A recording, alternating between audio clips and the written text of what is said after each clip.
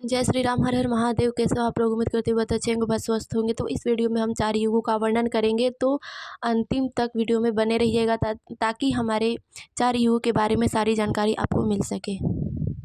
पुराणों में 4 युगों का वर्णन मिलता है। पहला है सतयुग, दूसरा है त्रेता युग, तीसरा है द्वापर युग तथा चौथा है कलयुग, जो कि समय अभी चल रहा है।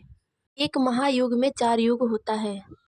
इन 4 युगों में प्रत्येक युगों का अंत उस समय में बढ़ते हुए पाप के कारण होता है। जैसे जैसे धर्म की हानि होती है, जैसे जैसे पापों का बढ़ता जाता है, वैसे वैसे भगवान हर युग में कोई ना कोई अवतार लेकर के धर्म की रक्षा करते तथा पापों का अंत करते हैं। तो चलिए सबसे पहले हम शुरुआत करते हैं सतयुग से। सतयुग में पुण्य 100% तथा पाप 0% होते थे। सतयुग की जो आयु थी 17,28,000 वर्ष थी तथा मनुष्यों की आयु 1 लाख वर्ष तथा लंबाई 32 फीट थी। सतयुग का जो तीर्थ स्थल था वो था पुष्कर, जो कि राजस्थान में स्थित है, और ये ब्रह्मा जी का मंदिर है। सतयुग में भगवान विष्णु ने कुल 4 अवतार लिए थे। पहला अवतार मत्स्य अवतार, दूसरा कुरु अवतार, तीसरा वाराही अवतार और चौथा नरसिंह अवतार था। तो चलिए अब हम बात कर लेते हैं त्रेता युग के बारे में। त्रेता युग में पुण्य 75% तथा पाप 25% होते थे। त्रेता युग की आयु 12,96,000 थी तथा मनुष्यों की उम्र 10,000 वर्ष, उनकी लंबाई 21 फीट थी।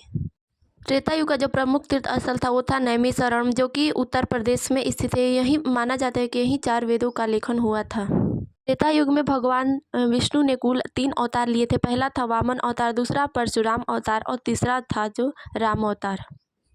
तो चलिए अब हम बात कर लेते हैं द्वापर युग के बारे में। द्वापर युग में पुण्य 50% तथा पाप भी 50% थे।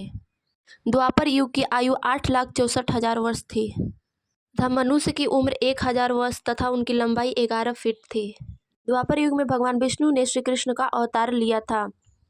द्वापर युग का तीर्थ स्थल कुरुक्षेत्र को माना जाता था, क्योंकि यही धर्म और अधर्म की लड़ाई हुई थी और धर्म की अधर पर विजय प्राप्त हुई थी। तो चलिए अब हम बात कर लेते हैं कलयुग के बारे में। कलयुग में पुण्य 25% तथा पाप 75% रहेंगे। कलयुग की आयु 4,32,000 वर्ष है तथा मनुष्य की उम्र 100 वर्ष तथा उनकी लंबाई 5 से 6 फीट तक ही सीमित रह जाएगी। लेकिन जैसे जैसे घोर कलयुग में हम प्रवेश करेंगे तब मनुष्य की उम्र मात्र 25 वर्ष तथा लंबाई मात्र 2 से 2.5 फीट की ही रह जाएगी तथा पाप की सीमा इतनी बढ़ जाएगी कि धर्म कर्म पूरे विश्व में सिर्फ 1% ही रह जाएगा। तब होगा भगवान कल्कि का अवतार और मात्र 3 दिन में इस धरती से पापों का अंत कर धर्म की पुनः स्थापना करेंगे और फिर एक नई युग की शुरुआत होगी, जिसका नाम होगा सतयुग।